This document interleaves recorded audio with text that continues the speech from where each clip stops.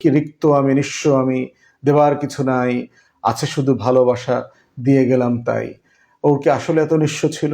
ওর যে হাজার হাজার কোটি টাকা লুটপাটের মাল ছিল, এগুলো কি ওর সম্পত্তি ছিল না?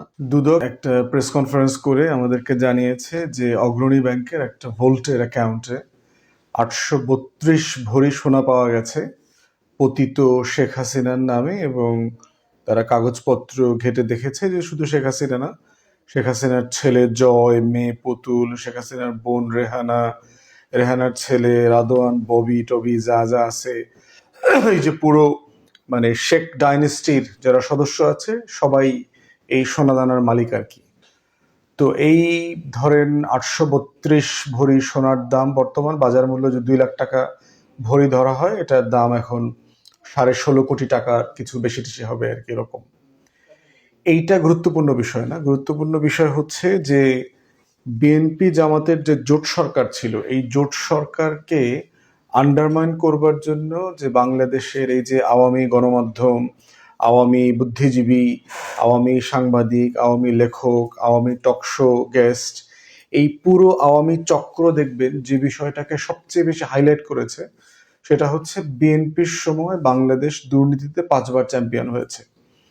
বলা হতো যে তারেক রহমান এবং হাওয়া ভবনকে কেন্দ্র করে হেন কোনো রিপোর্ট নাই এবং রিপোর্টের ভিত্তিতে বয়ান তৈরি করা হয়নি, দুর্নীতির বরপুত্র বেগম খালেদা জিয়াকে দেখেছি যে কিরকম একটা মিথ্যা মামলায়, জিয়া অরফানেজ ট্রাস্টের 2 কোটি টাকার একটা চেকের মামলায় তাকে সাজা দিয়েছে।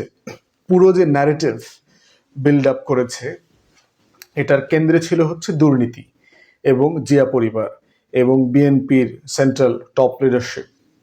তো সেই বাস্তবতার সাথে যদি কম্পেয়ার করেন, আপনি দেখবেন যে আজকের গণমাধ্যমে যে রিপোর্টটা এসছে, এটা একদম সূক্ষ্ম একটা রিপোর্ট আকারে আসছে যে শেখ পরিবারের এগেনস্টে অগ্রণী ব্যাংকে এরকম একটা দুদকের এটা পাওয়া গেছে। এটা আগেই পাওয়া গেছে। দুদক যেটা করেছে সেটা হচ্ছে যেহেতু আদালতের রায় পাওয়া যায় নাই, এই জন্য এটা জব্দ করতে পারে নাই। 17ই নভেম্বর যেহেতু শেখ হাসিনার সম্ভবত 58 না যেন 68তম বার্ষিকী ছিল, বিবাহ বার্ষিকী, 58তম বিবাহ বার্ষিকী হওয়ার কথা, সেই বার্ষিকীতে তার যে রায় হয়েছে মানবতা বিরোধী অপরাধের ট্রাইব্যুনালে, সেখানে জব্দ করার একটা জাজমেন্ট ছিল যে শেখ হাসিনার সম্পত্তি জব্দ করা হবে আর কি। তো সেইটার অংশ হিসাবে এই সম্পত্তিটা দুদক এখন জব্দ করতে পেরেছে অগ্রণী ব্যাংকের ভোল্টে থাকা। এর বাইরে আপনি শেখ পরিবারের দুর্নীতি দেখেন যে পূর্বাচলে শেখ পরিবারের সবার 10 কাঠা করে জমি আছে, নামে বেনামে হাজার হাজার কোটি টাকার সম্পত্তি, ব্যাংক অ্যাকাউন্ট। এর আগে জয়ের, পুতুলের, রেহানার, হাবিজাবি এদের ব্যাংক অ্যাকাউন্ট জব্দ করা হয়েছে। রেহানার মেয়ে যে ব্রিটিশ পার্লামেন্টের এমপি, টিউলিপের ছোট বোন যেটা আছে, এদের এই সবগুলার এই যে ক্রুক, এদের সবার কোনো না কোনো ফর্মে বিলেতে এদের বাড়ি পাওয়া গেছে, এদেরকে গিফট করা হয়েছে নাকি আওয়ামী লীগের লোকজন গিফট করেছে, একাধিক বাড়ির সন্ধান পাওয়া গেছে, বাংলাদেশে সম্পত্তি পাওয়া গেছে। এরপরে হাজার হাজার কোটি টাকা মানি লন্ডারিং জয়ের এগেনস্টে, যেটা আমরা গত অনেক বছর থেকে জানি। তার ভার্জিনিয়া থেকে শুরু করে একটা নৌন ক্রিমিনাল যার কোনো নৌন সোর্স অফ ইনকাম নাই, বাংলাদেশের এই বিভিন্ন বড় বড় কোম্পানিকে ট্রেড অফ করা কমিশনের ভিত্তিতে, সেখান থেকে সে শত শত হাজার হাজার কোটি টাকার মালিক হয়েছে।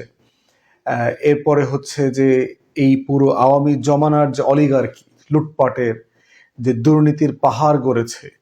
এবং এখন দেখবেন যে টিআইবি রিপোর্টে কিন্তু আমরা বিশ্ব চ্যাম্পিয়ন হই না।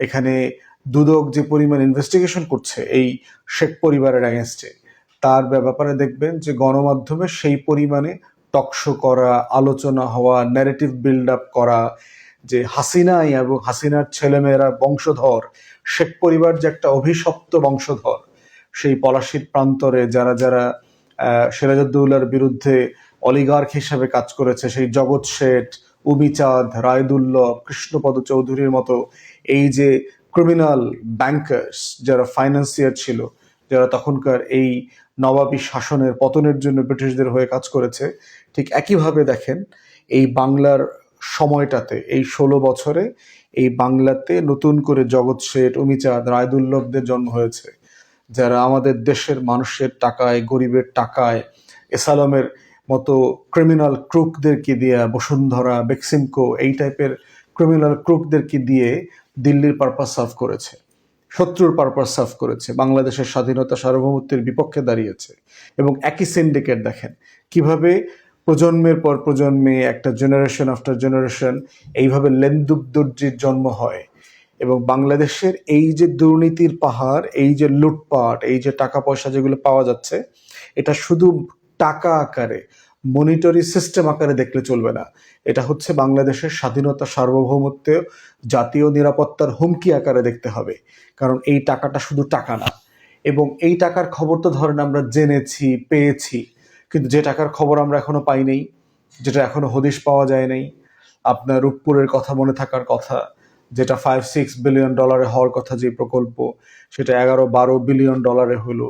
এই টাকাটা কোথায় গেছে? এবং তখন সেই ট্রিপে শেখ পরিবারের সদস্যরা যারা গেছে, আজকের সেই ব্রিটিশ এমপি টিউলিপ, রেহানার মেয়ে পর্যন্ত গেছে, তো তারা কি এগুলোর ভাগিদার হয় নাই? Billions of dollar trade of এখানে হয় নাই?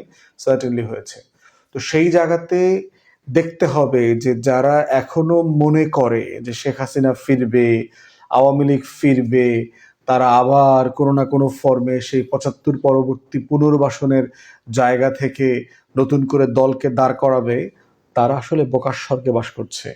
এই টেকনোলজির জমানাতে বাংলাদেশের যে পরিমাণ তথ্য প্রবাহ এখন ইয়াংদের কাছে পর্যন্ত, জেনারেশনের কাছে চলে গেছে, গণ অভ্যুত্থান পরবর্তী জেনারেশন আছে, তাদের কাছ থেকে এই ভাবমূর্তি উদ্ধার করে এই স্বর্ণ চোরাচালানকারী, এই যে ক্রিমিনাল এবং ক্রুক শেখ পরিবার, এদের কাছ থেকে আওয়ামী লীগকে পুনরুদ্ধার করে নেতৃত্বে আনা, ফেরায় নিয়ে আসা, এটা একটা অবান্তর ইতিহাস। ইমেলদা মার্কোস ছিল একসময় ফিলিপাইনে স্বৈরশাসক মার্কোসের বউ। পতনের সময় তার 3,500-4 হাজার শুধু জুতাই পাওয়া গেছে, শত শত হাজার হাজার তার হ্যান্ডব্যাগ পাওয়া গেছে। তো এই লেভেলের চোর। এবং এখন মালয়েশিয়াতে দেখেন যে যিনি এখন সাবেক প্রধানমন্ত্রী ছিলেন, তুন রাজ্জাক, তিনি এখন 1 বিলিয়ন রিঙ্গিত লুটপাটের একটা দুর্নীতির মামলা এখন জেলে আছে।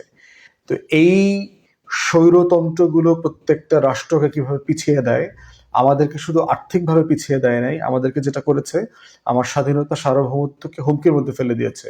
এবং এই প্রশ্নের মধ্য দিয়ে যেটা হয়েছে, আমরা বারবার ইন্ডিয়ার করাতলে পড়ে গেছি, ইন্ডিয়ার যে হেজিমনির যে থাবা ছিল, সে থাবার মধ্যে পড়ে গেছি। অন্তর্বর্তীকালীন সরকার যে সকল কারণে আমাদের সবার প্রশংসা পাওয়ার যোগ্য, তার ভিতরে একটা হচ্ছে এই শেখ পরিবারের ক্রিমিনাল এবং ক্রুক প্রত্যেকটা সদস্যকে এক্সপোজ করে দেওয়া জাতির কাছে, যে আসলে তারা কারা, এরা কি আসলে একটা দেশের শাসক হওয়ার যোগ্য কিনা, যারা যাদের দেশের মানুষের প্রতি ন্যূনতম ভালোবাসা, দরদ, শ্রদ্ধা কিছু নাই, কিন্তু মানুষের কাছ থেকে রক্তচোষা টাকা নিয়ে নিজেরা পুঞ্জীভূত করেছে। অথচ দেখবেন এই শেখ হাসিনা কত কবিতা বলছে বিভিন্ন মিটিংয়ে, নিঃস্ব আমি, কি রিক্ত আমি, নিঃস্ব আমি, দেবার কিছু নাই, আছে শুধু ভালোবাসা, দিয়ে গেলাম তাই। ওর কি আসলে এত নিঃস্ব ছিল? ওর যে হাজার হাজার কোটি টাকা লুটপাটের মাল ছিল, এগুলো কি ওর সম্পত্তি ছিল না? তা আসলে দেখেন, এবং এই কবিতা বলা এই যে লুটেরা শ্রেণী, তাদের কথা মানুষ বিশ্বাস করেছে বারবার, এবং বিশ্বাস করে তারা ঠকেছে। অতএব আমরা সাধারণ দেশবাসীকে বলছি যে এই যে ক্রিমিনাল জনগোষ্ঠী এবং তাদের মতো করে আরো যারা নতুন করে এই ক্রিমিনাল হওয়ার চেষ্টা করতেছে, ছোট ছোট চাঁদাবাজ থেকে বড় চাঁদাবাজ, লাখ টাকার চাঁদাবাজ থেকে কোটি টাকা, শত কোটি টাকার চাঁদাবাজও কিন্তু গত 1 বছরে আমরা দেখেছি যে গত 1 বছরের ভিতরে বিভিন্ন রাজনৈতিক দলের বিভিন্ন পর্যায়ের নেতারা শত শত হাজার হাজার কোটি টাকার সম্পত্তির মালিক হয়েছেন, আওয়ামী লীগের সম্পত্তির পাহারাদার হয়েছেন। পুনর্বাসনের মধ্য দিয়ে তারা শত শত হাজার হাজার কোটি টাকার মালিকানা ট্রান্সফার করতে পেরেছেন। এই গোষ্ঠীও কিন্তু আমরা দেখেছি।